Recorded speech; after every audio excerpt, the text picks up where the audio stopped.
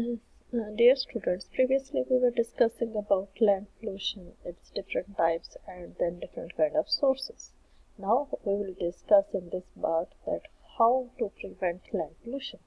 Like many other challenges, the best way to solve problem is to understand it. First of all, you should be aware that land pollution is mainly a problem. This means learning about it, what you are doing now, and is the greatest step forward. That you should be aware that what kind of activities you are doing at the moment which are contributing in the land pollution.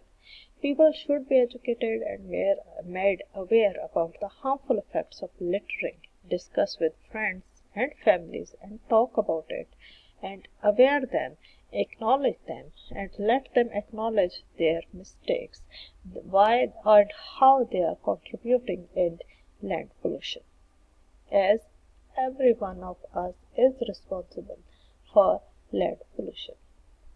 So the greatest prevention to land pollution is in the 3 R's. First is the reduce, then second is the reuse, and third is the cycle. Reduce waste, reuse the things and recycle the things. This is the true even for the government. They can also use the 3R rule to minimize the amount of waste and ends up in landfills. After the 3 R's, remember to turn the rest of the garbage into compost.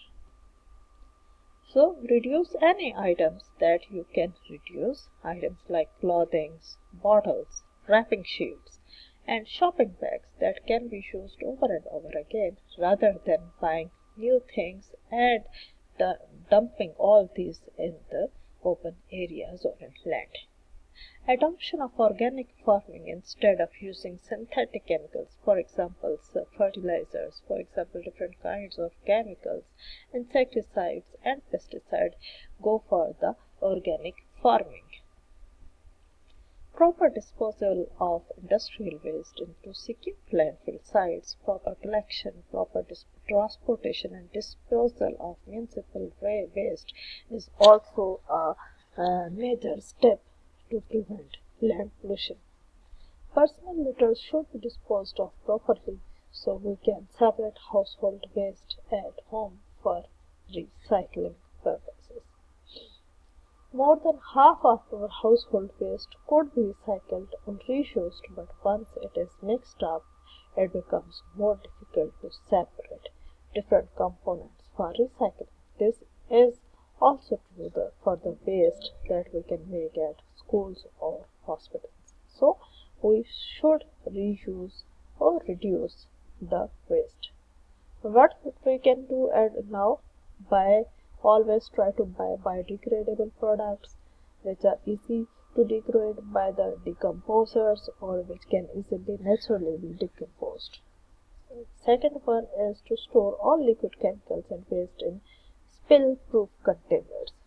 Third, eat organic foods that are grown without pesticides.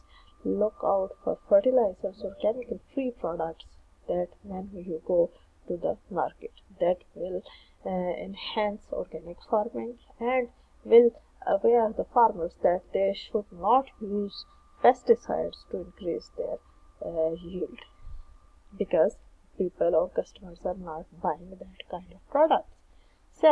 Fourth one, don't use pesticides if you can. If you can replace pesticides with any kind of organic solution, with biosolution, then you should go for that instead of utilizing the pesticides. Buy products that have very little packaging and you don't need to throw their large packagings. So it's in all your hands to use earth properly. So now you are aware about causes of pollution, now you are aware about the problems that are associated with land pollution. So it is all in your hand if you want to live healthy and to live strong, then you have to use earth properly. The future is all in your hands. Thank you.